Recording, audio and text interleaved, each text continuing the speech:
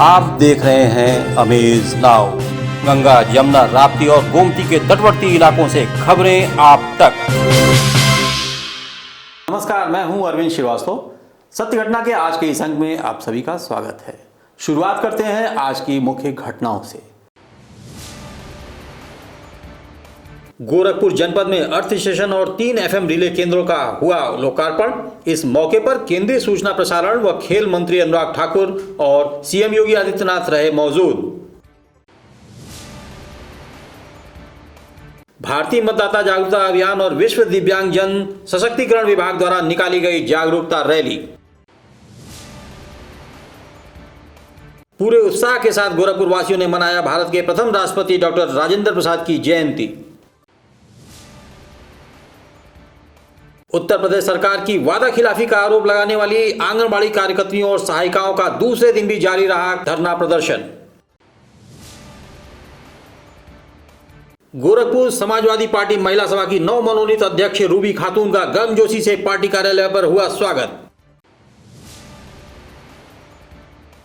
और बलिया जनपद की नगर पालिका नरक पालिका में तब्दील। और अब सत्य घटना विस्तार। सीएम योगी आदित्यनाथ और केंद्रीय सूचना प्रसारण और खेल मंत्री अनुराग ठाकुर आज गोरखपुर पहुंचे, जहां उन्होंने राप्ती नगर इलाके में स्थित दूरदर्शन केंद्र में आयोजित कार्यक्रम में अर्थ स्टेशन एवं 3 FM रिले केंद्र का लोकार्पण किया।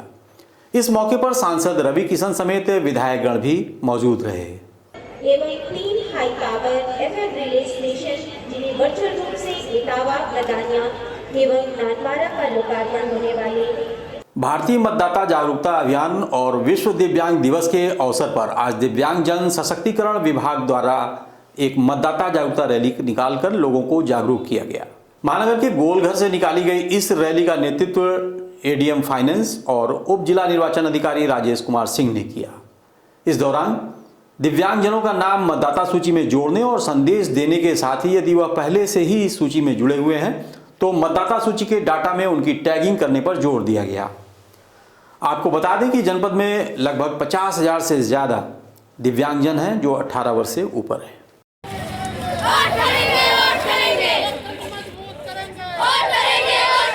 लोकतंत्र मजबूत करेंगे, जो उन्नत के काम करेंगे, और किसी के नाम करेंगे।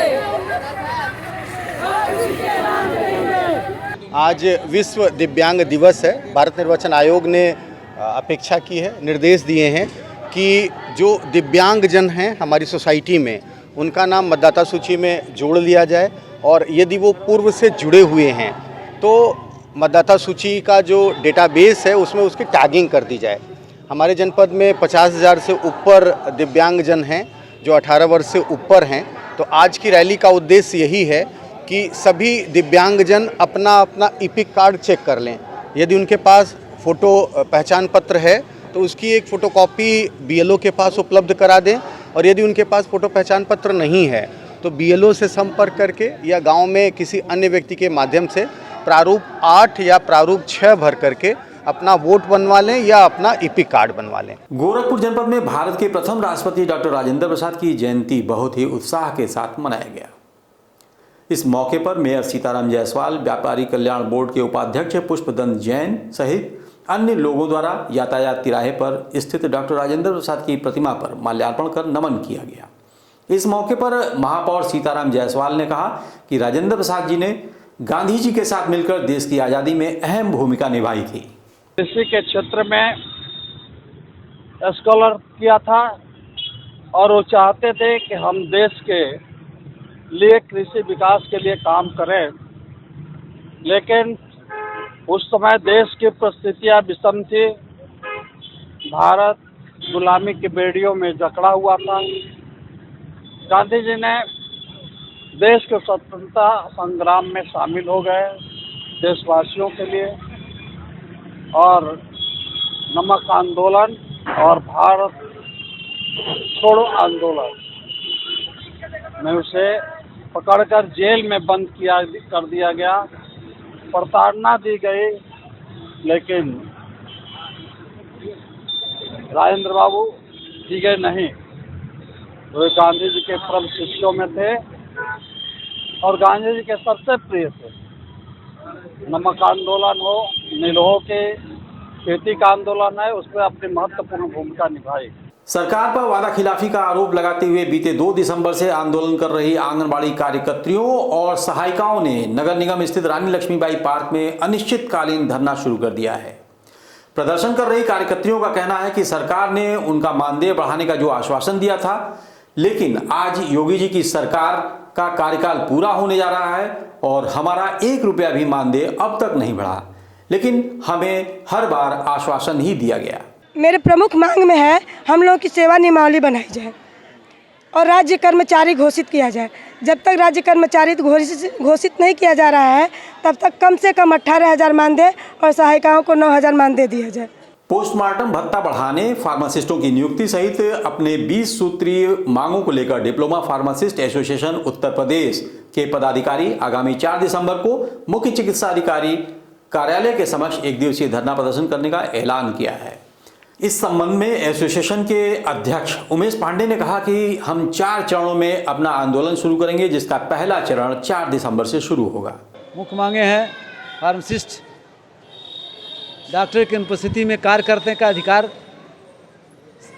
विधिक द्वारा नहीं प्रदान किया जा रहा है और मजबूरन हर चिकित्सालयों में डॉक्टर की अनुपस्थिति में फार्मासिस्ट अकेले मरीज भी देख रहा है, दवा भी बांट रहा है, सारा काम कर रहा है। इसके लिए एक कोई दिशा निर्देश नहीं प्राप्त है, जिससे कि भय बना रहता है लोगों को कार्य करने में। दूसरा मांगे हैं कि पोस्टमार्टम भत्ता सबका बढ़ाया गया है, अभी तक 75 रुपये पर केस मिलते हैं, उसको 100 रुपये किया जाए।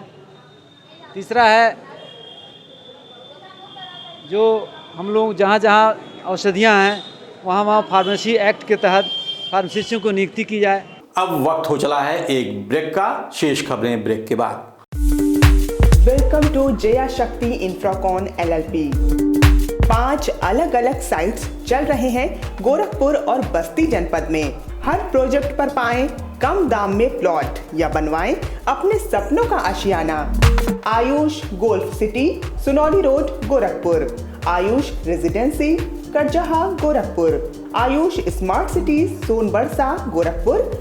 Ayush global city, Marapar, Gorakhpur. Ayush green city, Parsa Jafar, Basti. हर प्लॉट की रजिस्ट्री पर मिलेगा सोने का एक सिक्का। नमस्कार, हम जया शक्ति इंफ्राकॉन से। हमारा प्रयास है कि हर आय वर्ग को आवास उपलब्ध कराया जाए। आयुष सिटी का सपना, सबके पास हो घर अपना। ब्रेक के बाद आपका स्वागत है। अब चलते हैं शेष खबरों की ओर। गोरखपुर जनपद में समाजवादी पार्टी महिला सभा की नव मनोनीत अध्यक्ष रूबी खातून का बेतिहाता स्थित पार्टी कार्यालय पर कार्यकर्ताओं द्वारा जोरदार स्वागत किया गया। इस दौरान पार्टी के कार्यकर्ता ढोल ताशे की थाप पर थिरकते भी नजर आए, तो वहीं मीडिया से बात करते हुए महिला सभा की नवनिर्वाचित अध्यक्ष रूबी खातून ने पार्टी के राष्ट्रीय अध्यक्ष अखिलेश यादव को धन्यवाद ज्ञापित करते हुए कहा कि वह और समस्त कार्यकर्ता आगामी विधानसभा चुनाव में अब पार्टी की जीत के लिए अपनी पूरी ताकत झोंक देंगे। मैं यही कहना चाहूँगी कि मैं सबसे पहले अपने राष्ट्रीय अध्यक्ष जी को और मैं अपनी प्रदेश अध्यक्ष विराजी कुशवाहा जी को और सभी जिले के जितने भी जिला अध्यक्ष हैं उन सबको मैं बधाई देना चाहती हूँ कि आज उन लोगों ने मुझे इस काबिल पहुँचा और महिलाओं की जिम्मेदारी उन्होंने दी। और आने वाले 2022 में मैं समाजवादी पार्टी की सरकार बनाऊंगी और अपने पार्टी को जिताने का काम करूंगी और मैं ज़्यादा से ज़्यादा पार्टी को मजबूत बनाने की कोशिश करूंगी। सिद्धार्थनगर जनपद में एसओजी और पुलिस की टीम ने संयुक्त कार्रवाई करते हुए मोटरसाइकिल के डिग्गी को तोड़कर रुपए लूटने वाले गिरोह के 3 सदस्यों को पकड़ने में सफलता प्राप्त की है। पकड़े गए अभियुक्तों की पहचान गोंडा जनपद के रहने वाले रामजियावन, अर्जुन और रामस्वरूप के रूप में हुई है, जिनके पास से पुलिस ने 38,000 रुपए नकदी सहित एक मोटरसाइकिल भी बरामद किया है। पुलिस को कुछ लीड मिली थी मुखबिर की सूचना पे और सीसीटीवी की मदद से एक गैंग को हमने पकड़ा है। उन्होंने सारी घटनाएं कबूल की हैं। हाल फिलहाल में इन्होंने एक 5 दिन पहले घटना की है जनपद गोंडा में, उसमें 9 लाख रुपए इन्होंने एक आदमी के चुराए हैं इसी तरीके से डिग्गी से। इसके अलावा इन्होंने 3 घटनाएँ गोरखपुर में की हैं और इसके अलावा पूर्व में पिछले 1 वर्ष में इन्होंने बताया है कि इन्होंने जम्मू कश्मीर में, पंजाब में और श्रावस्ती में, गाजीपुर में कई ज़िलों में घटनाएं की हैं। तो इस गैंग को पकड़ा है पुलिस ने और इनके द्वारा ये भी बताया गया है कि इनके गैंग में इन 4 लोगों के अलावा उस गांव के कई लोग हैं और आसपास भी इन लोगों का यही पेशा है कि ये लोग यही काम करते हैं, डिग्गी तोड़ के पैसा निकालना, और कोई आदमी बैंक से पैसा निकालता है तो उसके पीछे लगातार रैकी करते रहते हैं। जैसे उससे कोई लापरवाही होती है, वो किसी दुकान पर मेज इत्यादि पर बैग को रख देता है तो तत्काल लेकर उसे भाग जाते हैं। इस तरीके का गैंग है। कितने जिलों में इनके ऊपर लगभग 20 आपराधिक इतिहास, 20 मुकदमे इनके ऊपर पंजीकृत हैं, जो हमें मिल गया है अभी तक रिकॉर्ड। बाकी और हम लोग खंगाल रहे हैं। जो एसओजी की टीम ने इसमें काम किया है, सराहनीय कार्य किया है, उसके लिए 20,000 रुपये का इनाम टीम को दिया जा रहा है। विश्व दिव्यांग दिवस के अवसर पर गोरखपुर जनपद के सिविल लाइंस स्थित सीआरसी पर जागरूकता रैली के साथ एक म्यूजिकल डांस चेयर कंपटीशन का आयोजन किया गया। इस कंपटीशन में बहुत से दिव्यांगजनों ने बढ़ चढ़कर हिस्सा लिया और जीतने वाले प्रतिभागियों को मुख्य अतिथियों और विशिष्ट अतिथि द्वारा पुरस्कृत भी किया गया। दिव्यांगजनों को प्रोत्साहन करने हेतु अनेक प्रकार के एक्टिविटीज़ किए गए, जिसमें कि दिव्यांगजनों को बहुत अधिक मोटिवेशन मिला और उनको समाज की मुख्य धारा में लाने का प्रयास किया जा रहा है। और इसी के अवसर पे आज दिव्यांगजन दिवस के अवसर पे आज सीआरसी गोरखपुर भव्य बढ़ चढ़कर भाग लिया और दिव्यांगता के लिए बहुत अधिक अच्छे कार्यक्रम किए और दिव्यांगजन इनसे बहुत लाभान्वित हुए। इस समय बलिया नगर पालिका पूरी तरह से नरक पालिका में तब्दील हो चुकी है।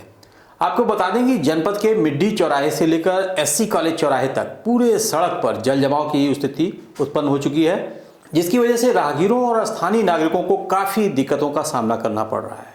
आप इन वीडियो फुटेज में देख सकते हैं किस प्रकार पूरी सड़क गंदे पानी में डूबी हुई है। इसमें फंसे एक बाइक सवार को अपनी बाइक निकालने में कितनी मशक्कत करनी पड़ रही है।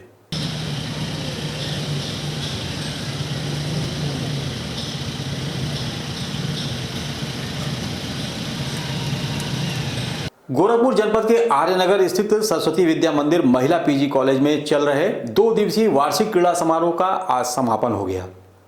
2 दिनों तक आयोजित इस प्रतियोगिता के दौरान बैडमिंटन, शतरंज, खो-खो खेल का आयोजन किया गया, जिसमें विद्यालय की छात्राओं ने बेहतर प्रदर्शन किया। आपको बता दें, आज के कबड्डी प्रतियोगिता में बीएससी विभाग की छात्राएं प्रथम और बीएड विभाग की छात्राएं द्वितीय स्थान पर तथा शॉटपुट में बीकॉम विभाग से प्रथम स्थान पर पल्लवी साहनी, द्वितीय स्थान पर सर्वेश्वरी और बीएससी होम साइंस से तृतीय स्थान पर सोनम यादव विजेता रहीं। तुम साइड होना, ऐसे दूर से साइड होना जरा। बलिया जनपद के सदर कोतवाली थाना क्षेत्र के ऑक्टेनगंज चौकी स्थित बैंक ऑफ इंडिया के मुख्य द्वार पर शॉर्ट सर्किट के कारण आग लगने से बैंक के बाहर अफरा तफरी का माहौल उत्पन्न हो गया। गनीमत यह रहा कि बैंक कर्मियों ने तत्परता दिखाते हुए फायर सिलेंडर की सहायता से आग पर काबू पाया, जिससे किसी भी तरह के जानमाल का नुकसान होने से बच गया।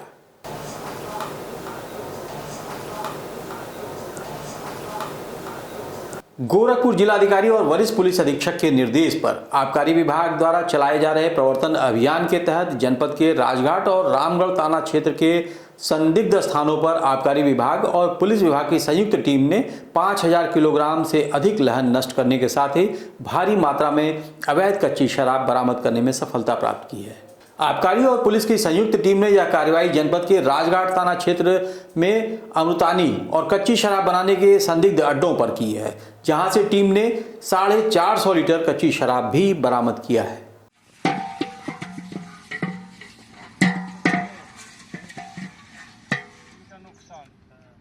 गोरखपुर जनपद के नागरिक सुरक्षा कोर के स्थापना दिवस पर गोरखनाथ प्रखंड द्वारा कोविड-19 के प्रति जन जागरूकता के उद्देश्य से एक जागरूकता रैली निकाली गई। यह रैली जगत विद्या मंदिर चरगावा से शुरू होकर मेडिकल कॉलेज गेट होते हुए पुनः जगत विद्या मंदिर चरगावा पहुंचकर आम सभा में बदल गई। इस मौके पर लोगों ने कहा कि कोरोना अभी खत्म नहीं हुआ है, हमें अभी भी सतर्क रहना है और बचाव के नियमों का पालन करना है।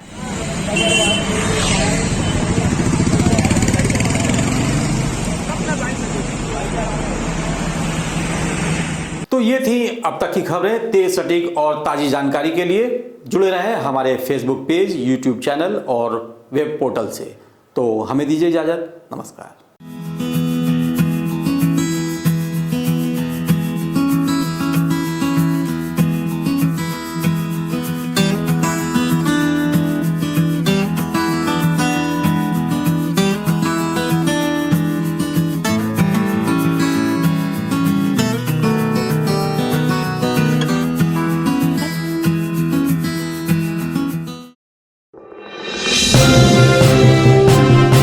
आप देख रहे हैं अमेज नाउ। गंगा, यमुना, राप्ती और गोमती के तटवर्ती इलाकों से खबरें आप तक।